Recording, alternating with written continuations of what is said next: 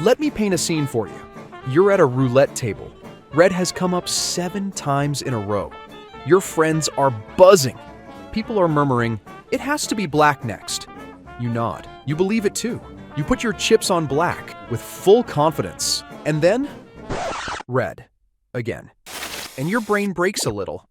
Because, how? Statistically, that was impossible, right? No. That's the gambler's fallacy. And you just fell for it. The gambler's fallacy is one of the most persistent, seductive illusions in all of human thinking. And not just in casinos. This little cognitive bug lives rent-free in our heads everywhere. In sports, in relationships, in finance. It's the belief that if something happens more frequently than normal in the past, it's less likely to happen in the future. Or put it another way, if it hasn't happened in a while, then it's due. Red has come up 7 times. It's due for black. He's missed 5 penalty kicks in a row. He's bound to make the next one. I've been rejected 3 times this week. Someone's got to say yes eventually. Sound familiar? Let's break it down. A roulette wheel has no memory. The ball doesn't know what happened last round. It doesn't care. Each spin is an independent event, completely unaffected by what came before it. Same with coin flips. Same with dice rolls. The odds don't build up or balance out based on past outcomes, but we feel like they do. Why?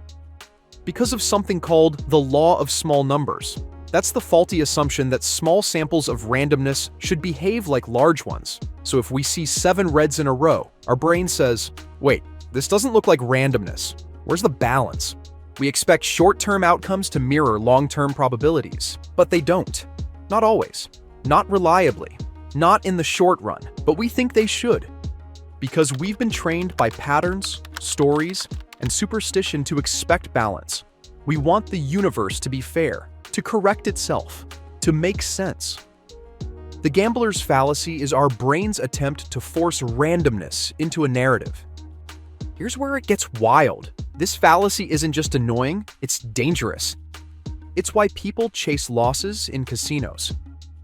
I've been losing all night. I'm due for a win. No, you're not, but you could be due for bankruptcy if you don't know when to stop. It's why people make terrible stock trades.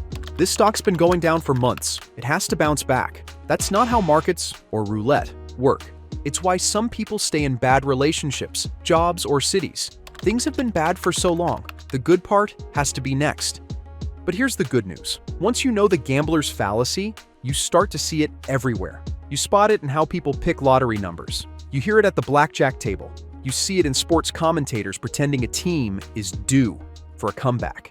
And recognizing it, that's a kind of freedom. Because when you stop trying to guess what should happen next, you can actually look at what is happening and make better decisions.